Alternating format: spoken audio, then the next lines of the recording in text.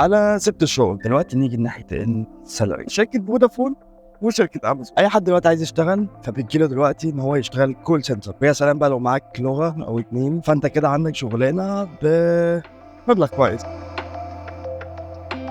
بما اني سبت الشغل فده انسب وقت نعمل فيه الفيديو ده، قارن ما بين اكبر شركتين في المجال ده، شركه فودافون وشركه امازون، من حيث الانترفيو، التريننج، طبيعه الشغل والاجازات وليه سبت الشغل. فيلا بينا.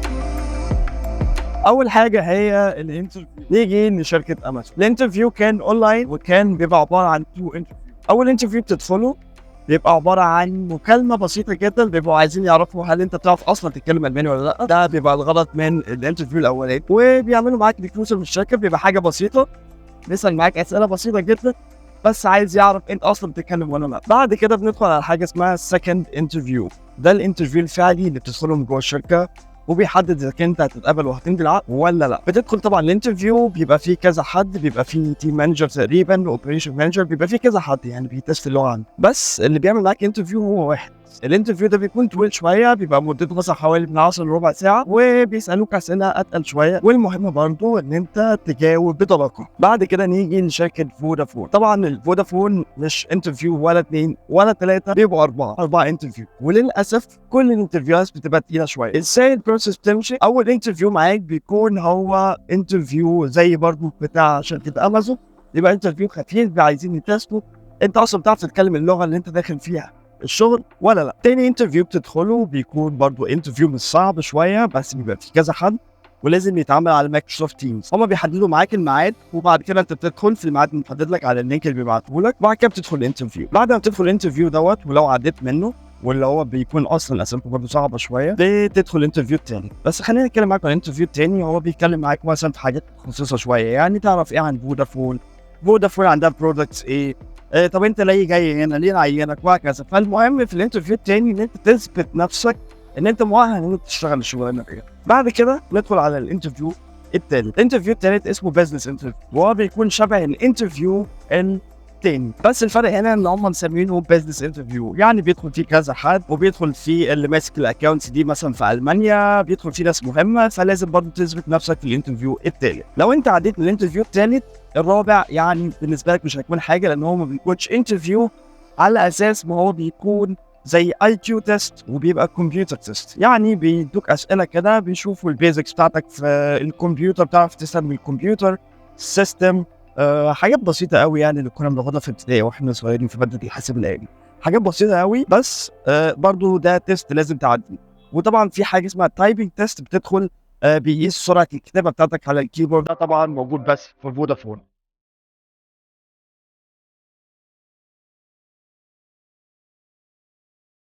طب نفترض ان انت عديت الانترفيو سواء في شركه امازون او في شركه فودافون، هتمضي العقد امتى؟ بص، عشان اكون صريح معاك، شركه ماجويل ممكن يقول لك بعدها باسبوع على طول، بعدها باسبوعين. شركه فودافون ساعات بيطولوا في موضوع العقد، يعني مثلا ممكن يحدفوك شهر قدام، شهر ونص، لان هم بيرتبوا اصلا انت هتدخل انهي اكونت، وكمان هتمضي العقد امتى، فبيبقوا عارفين الباتش او الويت تبدا امتى، فبيخلوك تستنى معاهم. دلوقتي نيجي لناحية السالري.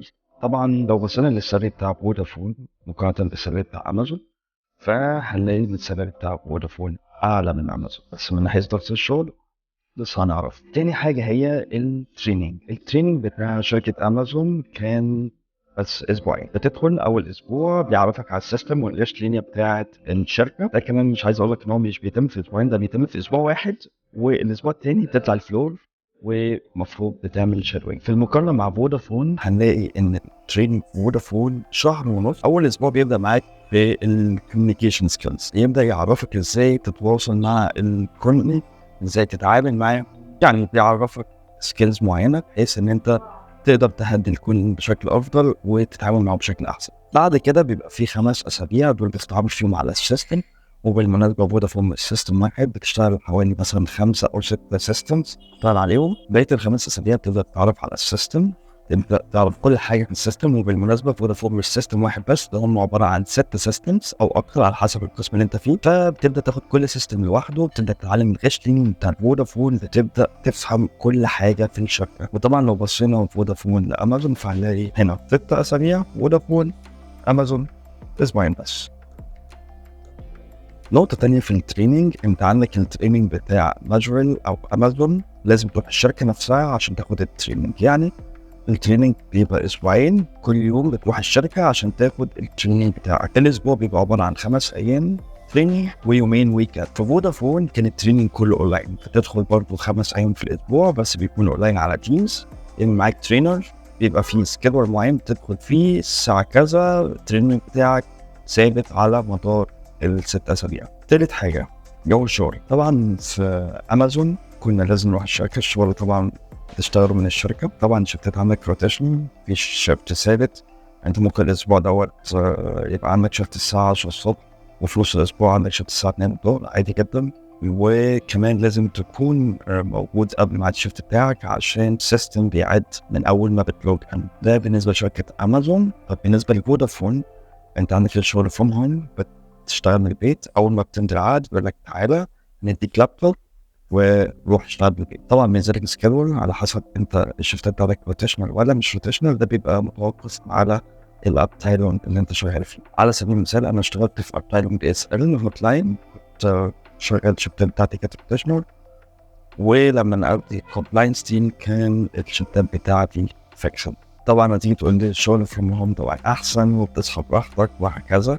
كنت في الاول فاكر كده، بس بعد فتره معينه بتبدا تحس اللي هو انت مش بتتواصل مع ناس، انت قاعد جوه الاوضه بتاعتك 9 ساعات بتتكلم في التليفون بس، تتواصل مع الكل بس ما فيش ناس حواليك. فبعد فتره بتبدا تحس ان الموضوع مش احسن حاجه.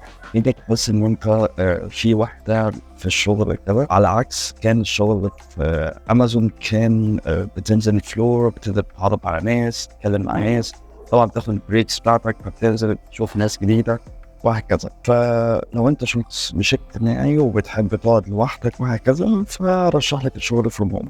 لو انت زي شخص اجتماعي فانت الشغل فروم هوم مش هيعجبك. رابع حاجه مميزات والعيوب. هنتكلم دلوقتي عن مميزات وعيوب كل شركه من حيث الاجازات والسكنوت والمديرين والشغل مع التيم وهكذا. اول حاجه بالنسبه للاجازات، اجازات الرسميه المعروفه في مصر هو 21 يوم اجازه تاخدهم، سواء هنا في فودافون او في امازون فبتاخد 21 يوم بتاعك. بس في فودافون في حاجه اسمها الليو. ايه هو ايام الليو؟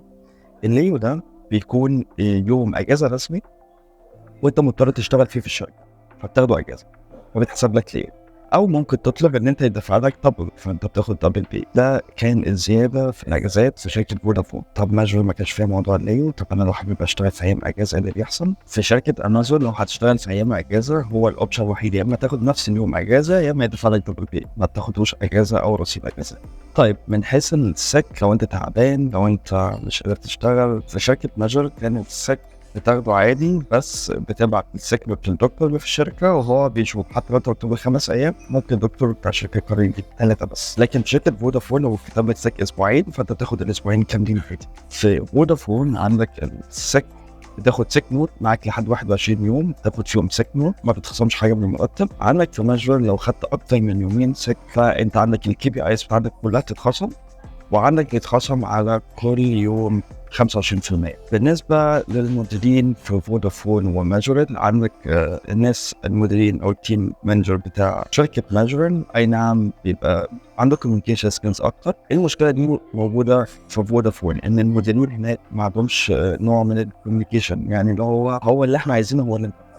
لكن في ماجرل أو أمازون كان في هندلة. خامس حاجة الاستقالة. نيجي للسؤال الأهم، ليه أنا سبت شركتي؟ أول سبب لما كنت في شركة أمازون كان طبيعة الشغل ما كانش عاجباني قوي، كان طبيعة الناس برضه والكوميونيكيشن والكلام ده ما كانش ألطف حاجة، ما كنتش عارف أتواصل مع الناس اللي معايا في الشغل. بلس إن ضغط الشغل زاد في فترة اسمها فترة البيك اللي هي بيبقى بيزيد فيها الشغل قوي، وبصراحة ما كنتش حابب إن أنا أكون في الضغط ده.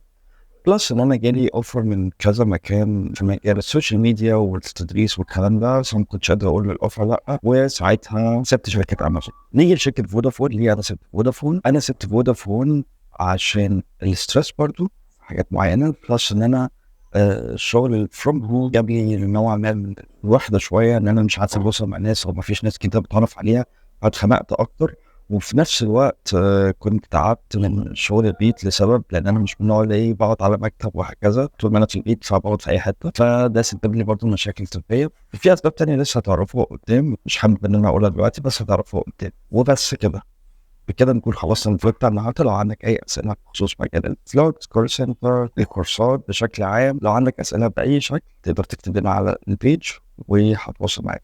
واشوفك بقى. Hey, just